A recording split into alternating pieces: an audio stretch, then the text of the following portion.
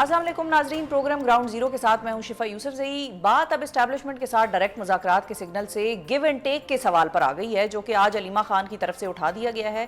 Islamabad high court के बाहर media से गुफ्तगू के दौरान अलीमा खान साहिबा ने आज किसी का नाम लिए बगैर ये कहा है कि आप हमसे आकर बात करें। 2 साल से हमें ये नहीं पता चल रहा कि आप क्या मांग रहे हैं, आप हमारे भाई से क्या चाहते हैं। अलीमा खान का मजीद कहना ये था कि पीछे से नहीं बल्कि सामने आकर बात करें, हम तैयार हैं, और अगर आप गिव एंड टेक करना चाहते हैं तो हमें बता दें कि इमरान खान से आपको क्या चाहिए और आप उनको रिहा कर देंगे किस चीज़ के एवज़।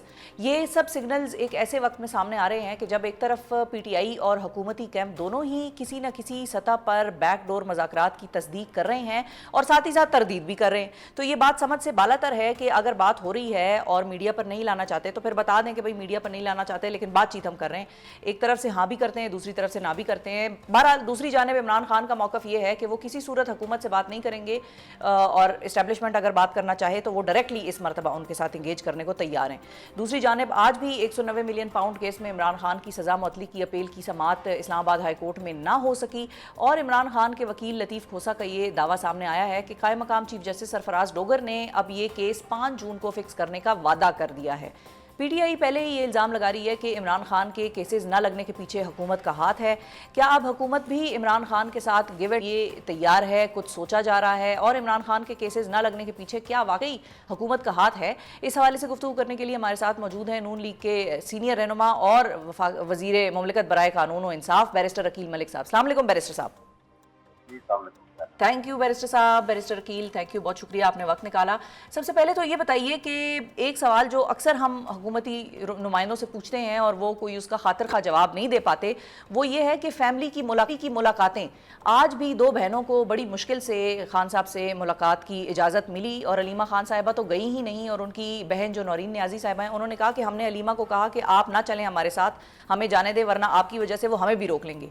तो ऐसे क्या एक टेंशन है अलीमा खान से कि उनकी मुलाकात भी नहीं होने दी जाती, और बाकी 2 बहनों को भी आज खासा टाइम रोका गया, फिर उसके बाद वो मुलाकात कर पाई उनसे। तो ये मुलाकात की क्या कहानी है सर? बिस्मिल्लाहिर्रहमानिर्रहीम। बहुत बहुत शुक्रिया शिफा साहिबा। मैं कोशिश करूँगा कि मैं आपके इस सवाल का जो जवाब है वो तसल्ली बख्श हो। उसके लिए सबसे पहली बात है कि लॉ एंड ऑर्डर की सिचुएशन है।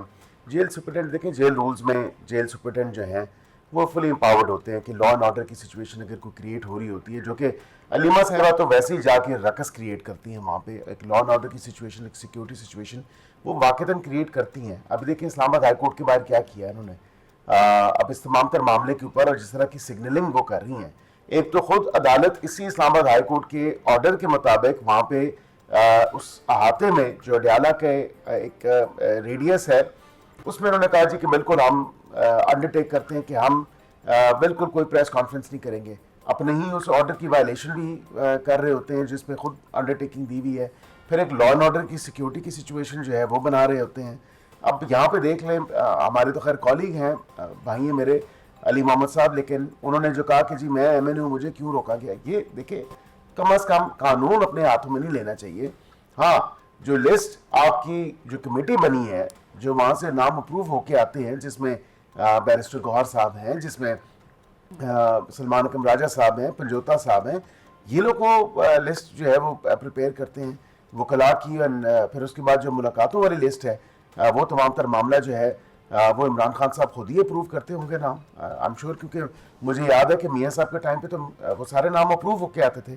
और अगर लॉ एंड ऑर्डर की सिचुएशन या सिक्योरिटी सिचुएशन कोई बना दे तो फिर जाहिर बात है कि वो अमेंड भी हो सकती हैं, और सुपरिटेंडेंट साहब जो हैं वो फुली एम्पावर्ड होते हैं कोई भी ऑर्डर करने में, वो तो सही है, उठाने सुपरिटेंडेंट साहब का तो ये हक है और ये इस्तेहकाक है, जाहिर है कि जेल इंतजामिया ने ये फैसला करना है कि किस वक्त जेल मैनुअल के मुताबिक कौन मिल सकता है कौन नहीं मिल सकता। लेकिन फिर वो आज अली मोहम्मद खान साहब का ये एक बयान था जो आपने कहा कि हमारे कोलीग हैं, और उन्होंने ये कहा कि पुलिस वहाँ पर खड़ी होती है और नाकाबंदी कर देती है, फिर कायदीन को आगे नहीं जाने देते। और एक दिन तो हमने भी जाकर ज़रा देखा कि भाई अडयाला के बाहर होता क्या है, तो वहाँ पर तो हमारी भी आंखें फटी की फटी रह गई। उन्होंने हमारे 365 न्यूज़ के ड्राइवर को भी ढक लिया था पुलिस वैन में, जो कि बेचारा अपनी गाड़ी के साथ बाहर खड़ा था। तो आप समझ में नहीं आता कि उनके रकस क्रिएट करने की वजह से हुकूमत जो है वो इस मामले में इंटरफेयर करती है और मुलाकातों पर पाबंदी लगा देती है, या मुलाकातों पर पाबंदी की वजह से उनको रकस क्रिएट करना पड़ता है। ये फैसला कैसे करेंगे?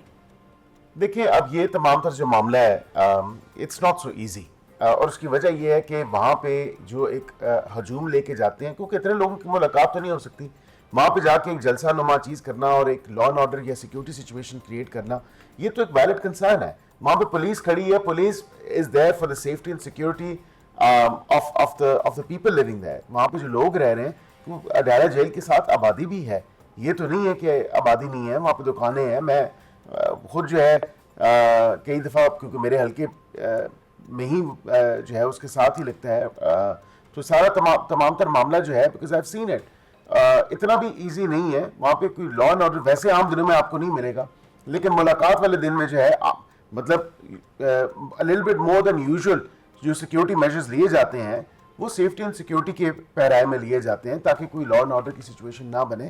جس طرح آپ نے دیکھا کہ یہ پہلے بھی کریٹ تو کر چکے ہیں لا اینڈ آرڈر کی سچویشن. اب علیمہ صاحبہ کی ملاقات نہیں ہوتی لیکن باقی سب کی تو ہو جاتی ہے.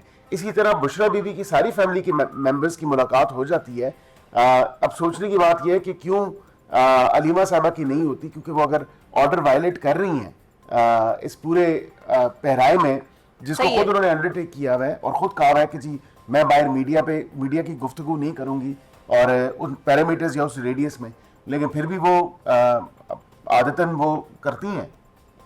ٹھیک ہے ٹھیک ہے. اچھا ویسے تو پی ٹی آئی کے جو اپنے ورکرز ہیں اور لیڈران ہیں کچھ، وہ اس چیز کا گلہ کرتے ہیں کہ بھئی اڈیالہ کے باہر کوئی نہیں آتا. اب آپ بطور حکومتی نمائندے یہ کہہ رہے ہیں کہ وہاں پر چونکہ بہت زیادہ لوگ آ جاتے ہیں اس کی وجہ سے یہ معاملہ ایسا ہے کہ ملاقاتیں نہیں ہو پاتی، تو اب یہ بھی سمجھنا پڑے گا کہ کون زیادہ صحیح کہہ رہا ہے. وہ تو اپنی لیڈرشپ کو خاصا کرٹیسائز کرتے ہیں کہ بھئی جب پیشیاں ہوتی ہیں یا جب اڈیالہ جانا ہوتا ہے بہنوں نے، تو آپ لوگ چونکہ جاتے نہیں ہیں ان کے ساتھ، تو اس لیے وہاں پر پولیس پر پریشر نہیں پڑتا اور اس لیے وہ آرام سے ان کی ملاقاتیں روک لیتے ہیں اور بہنوں کو گھنٹوں گھنٹوں باہر بٹھا کر وہیں سے واپسی چلتا کر دیتے ہیں. تو ان پہ تو خاصی تنقید ہی اس بات پہ ہو رہی ہے کہ آپ لوگ بندہ نہیں اکٹھا کرتے اور آپ لوگوں کے لیے کوئی آتا نہیں ہے. تو خیر بہرحال آگے ہم بڑھتے ہیں. اور اب یہ بتائیے کہ علیمہ صاحبہ نے جو آج کا ایک میسج دیا ہے، گیو اینڈ ٹیک کی بات ہوئی ہے، یہ سگنل علیمہ خان صاحبہ نے جو دیا ہے وہ آپ کو کیا سمجھ آئی ہے؟ وہ آپ کے لیے ہے یا پھر اسٹیبلشمنٹ کے لیے ہے؟ دیکھیں مجھے ان کی شفا صاحبہ جو مکس سگنلنگ ہے نا، اس سے تو صاف صاف ظاہر ہوتا ہے کہ بیسکلی ہمارے ساتھ ڈیل کر لو اور ہمیں کچھ نہ کچھ جو ہے وہ آفر کرو. اب یہ گیو اینڈ ٹیک کی بات تو نہیں ہے. ظاہری بات ہے حکومت سے بھی وہ کچھ لینا چاہ رہے ہیں، مانگنا چاہ رہے ہیں، ساتھ وہ اسٹیبلشمنٹ کی طرف بھی پوائنٹ کرتے ہیں. میں صرف آپ کو اتنا کہہ سکتا ہوں کہ ان کی خواہش بہت ہے کہ ہمیں کوئی ڈیل مل جائے، ہمارے ساتھ کوئی جو ہے ایڈجسٹمنٹ ہو جائے، سیٹلمنٹ ہو جائے، لیکن ایسا نہیں ہوگا. قانون اور آئین کہ وہ دونوں کو اس وقت سگنل دے رہی ہیں یہ والا. جی وہ بیسکلی جو مطلب وہ دانا پھینکا ہے نا، عام زبان میں جو کہتے ہیں دانا پھینکا گیا ہے. اب دیکھتے ہیں کہ کون جو ہے وہ چپتا ہے دانے کو. لیکن بات یہ ہے کہ ڈیل کی خواہش مند تو وہ ضرور ہیں، اور ان کی اس سے پہلے بھی آپ نے دیکھا کہ پہلے بھی وہ کہہ چکی کہ عمران خان صاحب تو دستیاب ہیں. اب ان سے آ کے میں انوائٹ کرتا ہوں کہ میرے سے آ کے بات کریں.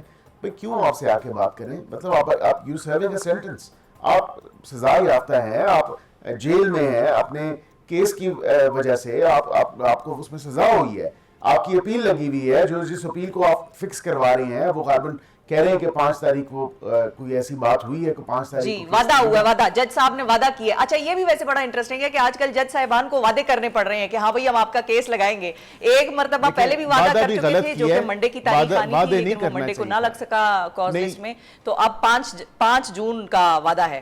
تو یہ وعدوں پہ کیوں ہمارا جسٹس سسٹم اس وقت کھڑا ہوا ہے؟ نہیں وعدہ نہیں کرنا چاہیے، اور میں سمجھتا ہوں کہ غلط بات ہے کہ وعدہ جو ہے کیسز ایسے تو فکس نہیں ہوتے. مطلب عام سائل کا پھر کیا بیچارے کا قصور ہے کہ وہ جو ہے وہ بھی کیا اسے بھی کوئی وعدہ کیا جائے؟ نہیں ایسا نہیں ہونا چاہیے. اپنے وقت پہ، اپنے ٹائم پہ اور اپنی نمبر پہ جو ہے کیسز لگنے چاہیے. یہ نہیں کہ میں تھوڑا سا پریشر بلڈ کر دوں اور میں کہوں جی کہ آپ میرا کیس جلدی لگا دیں. ایسا تو نہیں ہوتا. ارلی ہیئرنگ کی اپلیکیشن دیں. نہیں تو یہ وعدوں والی کون سی پتہ نہیں بات ہے. وعدوں والی بات آپ کو بھی سمجھ نہیں آئی. اصل میں تو تو پی ٹی آئی الزام یہ لگا رہی ہے حکومت پہ کہ حکومت انٹرفیئر کرتی ہے اور ہمارے کیسز لگنے نہیں دیتی، اس لیے ججز کو وعدوں کنایوں اور اشاروں کنایوں میں بات کرنی پڑتی ہے. تو وہ آپ پہ الزام لگا رہے ہیں کہ آپ لوگ کیسز نہیں لگنے دے رہے ان کے. نہیں ہم دیکھیں ہمارے انڈر تو نہیں ہے نا اسلام آباد ہائی کورٹ. اسلام آباد ہائی کورٹ عدالتی آزاد ہے، رجسٹرار کوئی ہمارے انڈر تو نہیں ہے. اب وہ انہوں نے اپنے نمبر کے حساب سے لگانے، ڈیپینڈنگ کہ جج صاحبان کے پاس کتنا لوڈ ہے کام کا، کون سے کیسز فریش فائلنگ والے ہیں، کون سی. اب 14 سال کی سزا ہے. مجھے عام روٹین میں کسی فوجداری کیس میں، کرمنل کیس میں بتا دیں کہ جس میں 14 سال سزا ہی ہو اور اس کی پریفرنس یا اس کی مرضی سے یا اس کی منشا سے اس کے مطابق یا اس کے کہنے پہ فلاں ڈیٹ فکس کر دی جائے. ایسا عام پاکستانی سٹیزن کے ساتھ تو نہیں ہو رہا. نہیں ان کے کیسز میں ایسا جو ہے فیور دیا جاتا ہے یا ایسا کوئی فیوریبل ڈیسیجن لیا جاتا ہے. اب یہاں پہ تمام تر معاملہ اسی طرح ہی ہے کہ پریشر ٹیکٹکس آپ استعمال کریں، پریشر بلڈ کریں، اس کے بعد جو ہے آپ اپنا کیس فکس کرا لیں. ایسے تو پھر کل کو میرے خیال سے ہر کوئی اٹھ کے 20 بندے لے آئے گا 25 اور وہ کہے گا جی میرا کیس پہلے فکس کریں. وہ تو اب چیز آئی ہے نا کہ وہ لوگ پریشر بلڈ اپ کر رہے ہیں اور لوگوں کو لا رہے ہیں، لیکن اس سے پہلے یہ کیس ایک مرتبہ لگ چکا ہے. اس کے بعد نیب کو نوٹس ہو گیا تھا، نمبر آنے کی بات نہیں ہے، نیب کو نوٹس ہو گیا. اس کے بعد بدھ کو یہ کیس لگنا تھا، بدھ کو نہیں لگ پایا. پھر اگلے ہفتے کی بات آ گئی اور پھر منڈے کی بات آ گئی، تو اس ہفتے کی بات ہوئی اور ٹیوزڈے کو بھی نہیں لگا. تو ایسا نہیں ہے کہ اس کیس کا نمبر نہیں آیا تھا، نمبر آ گیا تھا، وہ کیس لگا نہیں. اب اس کے پیچھے کون ہے اور کیوں نہیں لگا، اب یہ لیکن ایک گزارش یہ بھی ہے شفا صاحبہ، ایک گزارش غائب ہو جاتا ہے بیسیکلی. نہیں، میں ایک گزارش یہ بھی ہے، اسلام آباد ہائی کورٹ تو جنرلی اٹس نون کہ نو سکوپ لسٹ والی جو ہے وہ لسٹیں کینسل بھی ہو جاتی ہیں، ایک دو دن پہلے بھی ہو جاتی ہیں. میرے کئی کیسز ہیں، میں آپ کو میسیجز بھی بھجوا دیتا ہوں، آپ کازز دیکھیں، اس میں لکھا آتا ہے نو سکوپ کینسلڈ نو سکوپ لسٹ. یا تو اس کیس کا کوئی سکوپ نہیں ہوتا یا پھر وہ رانگلی فکس ہو جاتا ہے یا بینچ اویلیبل نہیں ہوتا. تو یہ تمام تر معاملہ ہے. لیکن اس کے ساتھ میں یہ بھی آپ کو ضرور بتاؤں کہ حکومت کے سے کوئی لینا دینا نہیں ہے کہ کس کا کیس فکس ہوتا ہے کس کا نہیں ہوتا، بیکاز آبویسلی اپنے ٹائم پہ ہی ہونا ہے. اور ایک پروسیس ہے، جب آپ کو نوٹس ہو گیا تو پھر نیب کی طرف سے جواب ہی آنا ہے اور پھر ان کی اپیل ہے. اپیل کے اندر 426 کی جو سسپینشن ہے وہ ہے. ایک تو یہ اس کو بھی کلیئر ہونا چاہیے کہ سزا منسوخی کا کیس ہے، کوئی بیل کا کیس نہیں ہے کہ ان کو بیل مطلب ہوتا تو بیل پہ ہی بندہ رہا ہوتا ہے، ٹیمپریریلی سزا سسپینڈ کر دی جاتی فار دا ٹائم بینگ. اب یہاں پہ اس تمام تر معاملے میں آگے وہ کیسے پروسیڈ ہوگا یہ تو عدالت بہتر جانتی ہے. اچھا عقیل صاحب یہ بتائیے کہ بات چیت ہونے کی اور مذاکرات ہونے کے بیک ڈور اور فرنٹ ڈور بڑی بازگشت چل رہی ہے، آپ کے کانوں میں بھی آئی ہوگی، اور رانا ثناء اللہ صاحب کا رابطہ ہوا ہے بیرسٹر سیف سے جو کہ علی امین گنڈا پور صاحب کی ٹیم میں پشاور میں موجود ہیں.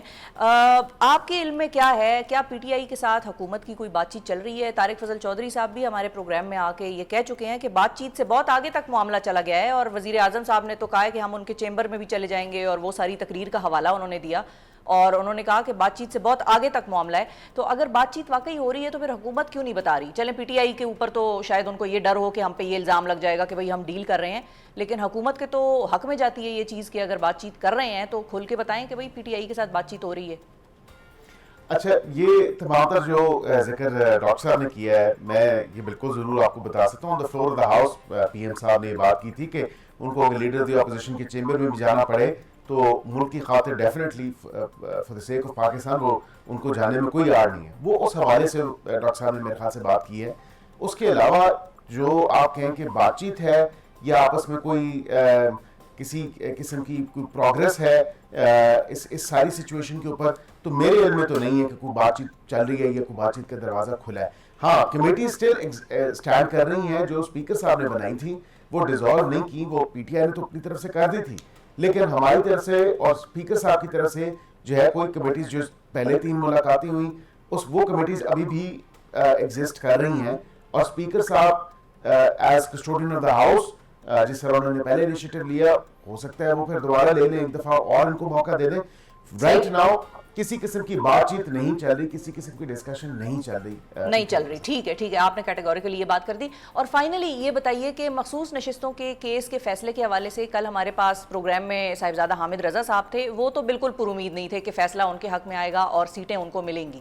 آپ لوگ حکومت پر امید ہے کہ نشستیں آپ لوگوں کے حصے میں آئیں گی، آپ لوگوں کا نمبر بڑھ جائے گا اور پھر جو 26ویں آئینی ترمیم کا انفنشڈ ایجنڈا تھا اس کو 27ویں ترمیم میں بآسانی پورا کیا جا سکے گا؟ آپ کو امید ہے نشستوں کی؟ شفا صاحبہ، ایک تو کیس سبجیکٹس ہے اور جو صاحبزادہ صاحب نے بات کی ہے وہ سنی اتحاد کونسل کے چیئرمین ہیں. سنی اتحاد کونسل نے تو خود الیکشن جو ہے وہ کنٹیسٹ نہیں کیا، صاحبزادہ صاحب نے تو خود انڈیپینڈنٹلی الیکشن کنٹیسٹ کیا ہے اور یہ ریکارڈ کا حصہ ہے. جو اوریجنل فیصلہ تھا جس کو نظر ثانی ابھی چل رہی ہے عدالت میں، اس فیصلے میں بھی سنی اتحاد کونسل کو تو کوئی سیٹ سے ملی، تو وہ نہ 3 نہ 13 والی سچویشن ہے. یہاں پہ وہ سیٹ سنی اتحاد کونسل لکھا تھا اور جن کو انہوں نے ڈکلیئر کیا پی ٹی آئی کا ان کے بھی ٹکٹس نہیں لگے تھے ساتھ, ان کے بھی صرف کاغذات پہ پی ٹی آئی لکھا تھا, تو اس لیے ان کو ڈکلیئر کیا. تو اسی رول کے تحت مجھے بھی ڈکلیئر کر دیں سنی اتحاد کاؤنسل کی, جو میرے بھی کاغذات پہ سنی اتحاد کاؤنسل لکھا تھا. میں یہ عرض کر دیتا ہوں کہ ابھی کیونکہ ایک تو کل اس کی ہیئرنگ ہے, سبجیڈس ہے کیس, میں اس پہ زیادہ جو ہے کوئی کامنٹ نہیں کر سکتا.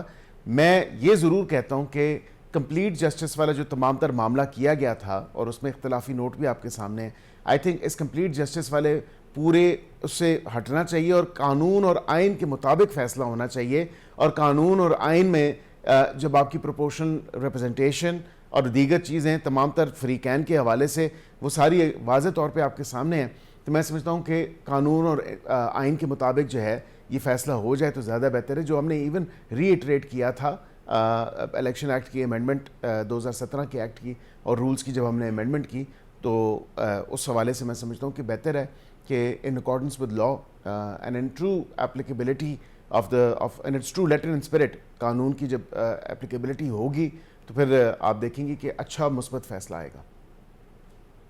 ٹھیک ہے جی, بہت شکریہ ادا کریں گے. بیرسٹر عقیل ملک صاحب نازات موجود تھے, حکومتی ترجمان اور وزیر مملکت برائے قانون و انصاف, اور بڑا کیٹیگوریکلی انہوں نے ڈینائی کیا, ان لائک طارق فضل چودھری صاحب جو کہ ہمیں یہ بات واضح الفاظ میں کہہ گئے تھے کہ بات چیت چل رہی ہے پی ٹی آئی کے ساتھ, بلکہ بات چیت سے آگے کے معاملات اب ہو رہے ہیں. انہوں نے کہا کہ ایسی کوئی چیز نہیں ہے کہ بات چیت ہو رہی ہو, اور ساتھ ہی ساتھ انہوں نے یہ بھی کہا کہ حکومت کو بھی یہ سمجھ نہیں آتا کہ جج صاحبان کو وعدے کر کے کیسز لگانے کی کیا ضرورت پڑی ہے, تو حکومت بھی اس چیز سے لا علم ہے. اور تیسری چیز جو اہم انہوں نے یہ کی علیمہ خان صاحبہ کے گیو اینڈ ٹیک کے سٹیٹمنٹ پہ, کہ ان کو یہ لگ رہا ہے کہ علیمہ خان صاحبہ نے دونوں جو فریقین ہیں ان کو دانہ ڈالا ہے, اور اب دیکھتے ہیں کہ اس دالے کو کے رسپانس میں آگے کیا ہوتا ہے. یعنی کہ اسٹیبلشمنٹ کو بھی علیمہ خان صاحبہ نے یہ آفر کی ہے کہ ہمارے ساتھ ایک طرح سے ڈیل کا تاثر گیا ہے, حکومت یہ سمجھتی ہے کہ علیمہ خان صاحبہ نے اپنے بھائی کے لیے ڈیل مانگی ہے اور دانہ دونوں ہی سائڈز کو ڈالا گیا ہے. اب دیکھتے ہیں کہ یہ معاملہ آگے آنے والے دنوں میں کس طرح سے انفولڈ ہوتا ہے. پروگرام میں ذکر پاک بھارت کشیدگی کے تناظر میں پاکستان کے سفارتی مشن کا, کہ جو وزیر اعظم شہباز شریف کی سربراہی میں جاری ہے, اور آج وزیر اعظم ایران کا دورہ مکمل کرنے کے بعد آذربائیجان پہنچ چکے ہیں. ایک طرف پاکستان کی جانب سے بھارت کے ساتھ مذاکرات کا سگنل مسلسل دیا جا رہا ہے, تو دوسری جانب بھارتی وزیر اعظم نریندر مودی پاکستان کے خلاف اشتعال انگیز بیانات بھی دے رہے ہیں. اس کے ساتھ ساتھ بلاول بھٹو زرداری کی سربراہی میں پاک بھارت کشیدگی کے بعد پاکستان کا موقف اجاگر کرنے کے لیے لندن, واشنگٹن, پیرس اور برسلز جانے والے پارلیمانی وفد کی بیرون ملک روانگی. وفد گزشتہ 2 روزہ واشنگٹن میں موجود ہے اور مختلف ملاقاتوں میں مصروف ہے. اب کیا بھارت سے عسکری راؤنڈ جیتنے کے بعد پاکستان اب سفارتی راؤنڈ بھی جیت سکتا ہے؟ اس حوالے سے گفتگو کرنے کے لیے ہمارے ساتھ موجود ہیں پاکستان کے سابق مستقل مندوب برائے اقوام متحدہ جناب منیر اکرم صاحب. السلام علیکم صاحب. وعلیکم السلام شیخا. بہت شکریہ سر, آپ نے وقت نکالا. سب سے پہلے تو یہ بتائیے کہ سیز فائر کے بعد اب جو سفارتی محاذ پاکستان کا اور بھارت کا دونوں ممالک کا شروع ہوا ہے, اس میں آپ کو کارکردگی کیسی لگ رہی ہے دونوں ممالک کی؟ ان کی پرفارمنس کو آپ کس طرح سے ریٹ کریں گے اور ہماری پرفارمنس کو کس طرح سے ریٹ کریں گے؟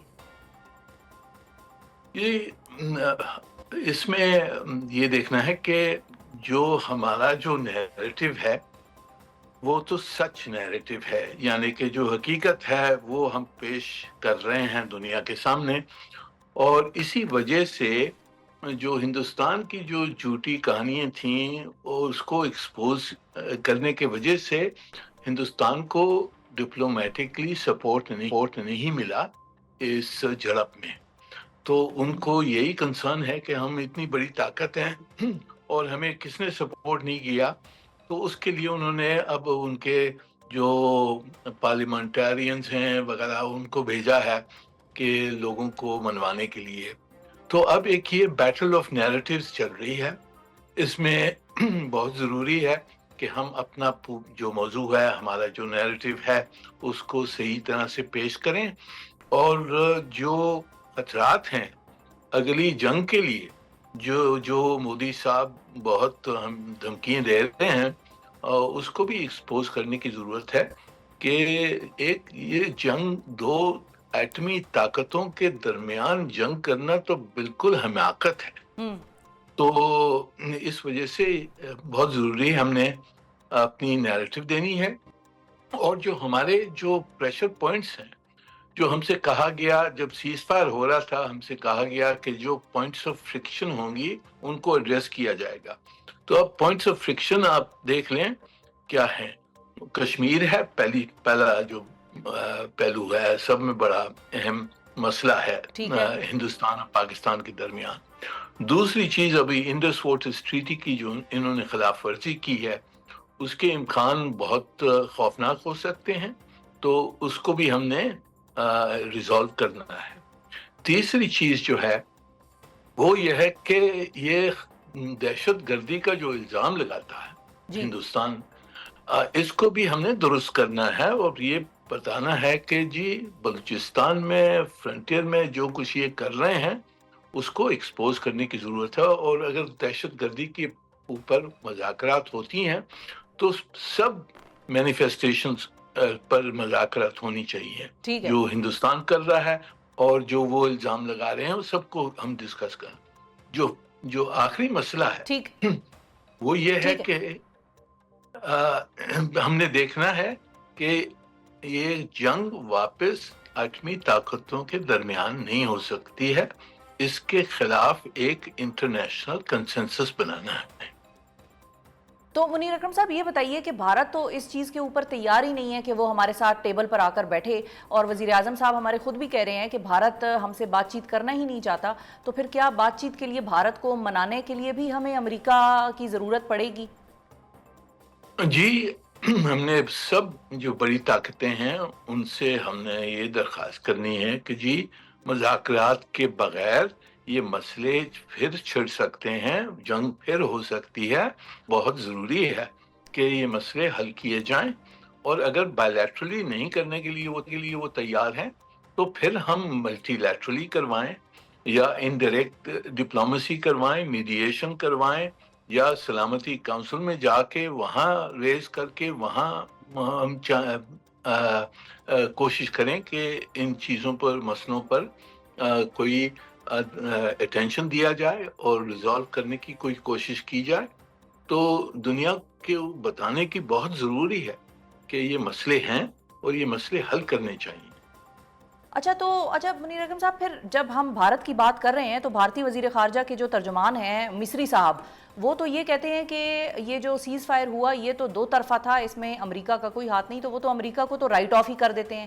اور جب کشمیر کی بھی بات آتی ہے تو بھی بھارت کی ایک بڑی پرانی اسٹرانگلی ہیلڈ پوزیشن ہے، اور وہ یہ ہے کہ ہمیں تیسرے فریق کی ضرورت نہیں ہے، اور ہمیں کسی تیسرے کی اب اس میں میڈیشن کی بھی ضرورت نہیں ہے۔ تو یہ بائیلیٹرل ایک مسئلہ ہے، تو وہ تو مانتا ہی نہیں ہے کہ یہ کوئی عالمی مسئلہ ہے، وہ تو یونائٹڈ نیشنز کے چارٹرز بھی جو کشمیر کے اوپر موجود ہیں ان کو بھی نہیں وہ مانتا۔ تو پھر یہ معاملہ کیسے بات چیت کا اس کے ساتھ چلے گا جب وہ یہی کہہ رہے ہیں کہ سیز فائر بھی ہم نے خود ہی کیا آپس میں، امریکہ نے اس میں کوئی کردار ادا نہیں کیا؟ جی، پر دنیا حقیقت جانتی ہے کہ یہ دو طرفہ نہیں ہوا ہے۔ یہ آخری رات میں جا کے انہوں نے امریکنوں سے کہا ہے کہ جی ہم سیز فائر ماننے کے لیے تیار ہیں، اور اس وجہ سے ہمیں ایشورنسز دی گئیں کہ جو پوائنٹس آف فرکشن ہے ان کو ریزالو کیا جائے گا، اور امریکہ نے کہا کہ ہم میڈیٹ کرنے کے لیے تیار ہیں۔ اس بیسس کے اوپر ہم نے سیز فائر مانا تھا۔ تو حقیقت سب جانتے ہیں، ہندوستانی خود بھی جانتے ہیں کہ کیا ان کے ساتھ حال ہوا تھا 10 مئی کی رات کو۔ تو اس وجہ سے انہوں نے مانا ہے سیز فائر۔ اب ہم نے اپنا جو موضوع ہے، ہماری جو نیریٹو ہے وہ پیش کرنی ہے، وہ حقیقت ہے، اور دنیا کو منوانا ہے کہ جی یہ حقیقت ہے، ہم بڑی ریسپانسبلی اس کو اپروچ کر رہے ہیں۔ اور ہندوستان جو جس طرح سے شور کر رہا ہے، وہ امریکہ کو یا بڑی طاقتوں کو وہ اگنور تو نہیں کر سکتے ہیں۔ وہ کہہ تو سکتے ہیں کہ ہم نہیں مذاکرات کریں گے، پر ان کے اوپر دباؤ ڈلوانا ہے ہم نے پوری دنیا سے۔ صحیح ہے۔ اور جی تو منیر اکرم صاحب، پھر واٹ از نیکسٹ؟ مطلب آپ کی اسیسمنٹ کیا کہتی ہے کہ کیا امریکہ اس چیز میں بھی انوالو ہوگا؟ کہ کیونکہ انہوں نے تو یہ اپنی طور پر کہہ دیا کہ بھئی ہم نے سیز فائر کرانا تھا، دونوں ممالک سے ہماری بات چیت ہو گئی، ہم نے جو کرانا تھا وہ تو کرا دیا، یا اب وہ ہمارا ساتھ اس بات پہ بھی دیں گے کہ امریکہ کو، کہ بھارت کو ٹیبل پہ بٹھایا جائے پاکستان کے ساتھ؟ جی، ہماری دیکھیں، جو ٹرمپ صاحب نے تو کہا میں میڈیٹ کرنے کے لیے تیار، کشمیر کا مسئلہ اور یہ مسئلے حل کرنے چاہیے، تو یہ اچھی پوزیشن ہے۔ ہم نے اسی لائن پر ان کو لگانا ہے کہ آپ آئیے، آپ نے سیز فائر کروایا، اب آپ میڈیشن کروائیں اور یہ مسئلے حل کروائیں۔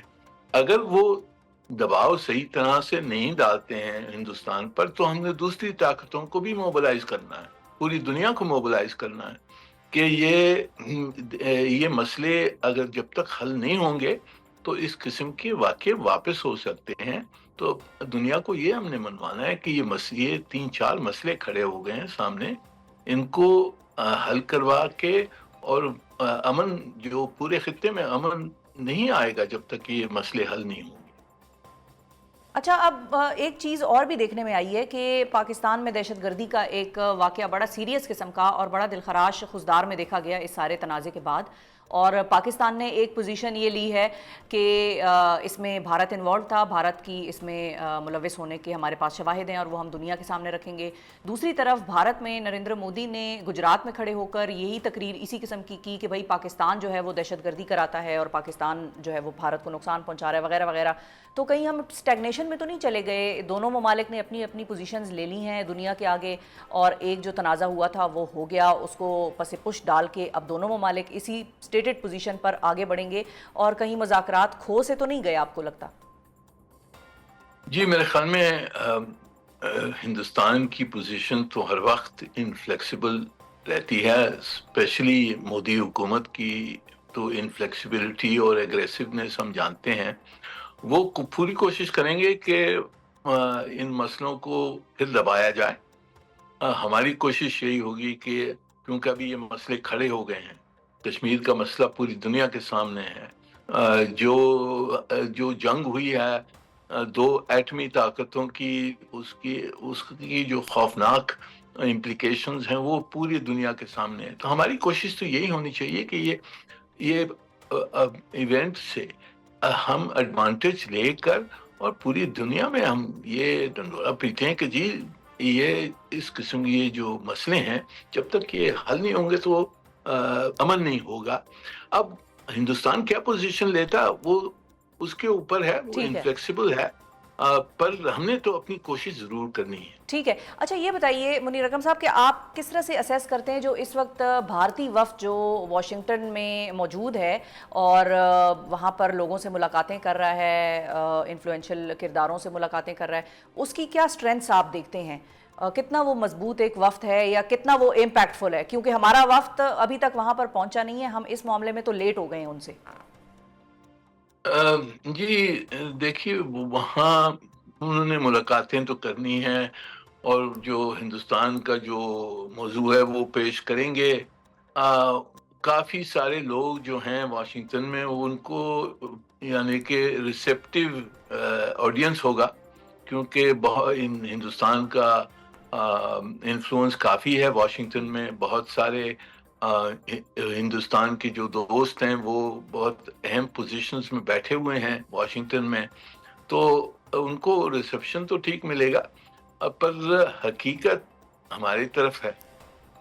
وہ جو کچھ ان کا نیریٹو ہے وہ کنکاکٹڈ نیریٹو ہے، اس کو آبجیکٹیولی سیل کرنا مشکل ہے، پر ان کو ریسیپشن صحیح ملے گی کیونکہ واشنگٹن ایک اسٹریٹجک پارٹنر ہے ہندوستان کا. ٹھیک ہے، ٹھیک ہے. اور کوئکلی یہ بھی بتائیے گا کہ ہمارے وفد کے دیر سے پہنچنے سے کوئی نقصان ہوگا ہمارے نیریٹو کو، یا اس سے کوئی فرق نہیں پڑتا، چاہے 2 دن دیر سے پہنچ جائیں ہم یا 4 دن دیر سے پہنچ جائیں، ڈزنٹ میٹر؟ نہیں، I don't think it matters. یہ لمبی گیم ہے. ٹھیک ہے، لمبی گیم ہے، بالکل صحیح ہے. جی بہت شکریہ ادا کریں گے امبیسڈر منیر اکرم صاحب. ناظرین ہمارے ساتھ موجود تھے، مسعود صاحب کا رہے ہیں پاکستان کے یونائٹڈ نیشنز میں، اور انہوں نے واضح طور پر یہ کہا ہے کہ پاکستان کو اگر بھارت سے بات بھی کرنی ہوگی تو اس کے لیے بھی پاکستان کو ایک تیسرے فریق کی یا انٹرنیشنل جو بڑی پاورز ہیں ان کی ضرورت پڑے گی بھارت کو اس چیز پر راضی کرنے کے لیے کہ بھئی پاکستان کے ساتھ آپ بیٹھ کر ٹیبل پر بات چیت کریں اور اپنے ایشوز کو سارٹ آؤٹ کریں. اور آخر میں آپ نے سنا کہ منیر اکرم صاحب نے کہا کہ یہ لمبی گیم ہے، پاکستان کا وفد اگر 2-4 دن سے دیر سویر سے بھی پہنچے تو اس سے کوئی خاص فرق نہیں پڑتا. اب دیکھتے ہیں کہ یہ معاملہ کس طرف جاتا ہے. دنیا بھر کے کروڑوں صارفین کے پاس ورڈز اور حساس معلومات چوری ہونے کے انکشاف کا، کہ جس کے مطابق اس عالمی ڈیٹا لیک میں گوگل، فیس بک اور ایپل سمیت بڑی کمپنیوں کے صارفین متاثر ہوئے ہیں، جبکہ انسٹاگرام اور سنیپ چیٹ سمیت حکومتی پورٹل جو ہیں ان کی معلومات بھی چوری ہو گئی ہیں. خبر کے مطابق ڈیٹا کی یہ چوری انفوسٹیلر میل ویئر کے ذریعے کی گئی ہے، اور national computer emergency response team نے اس حوالے سے ایک ایک ایڈوائزری جاری کر دی ہے.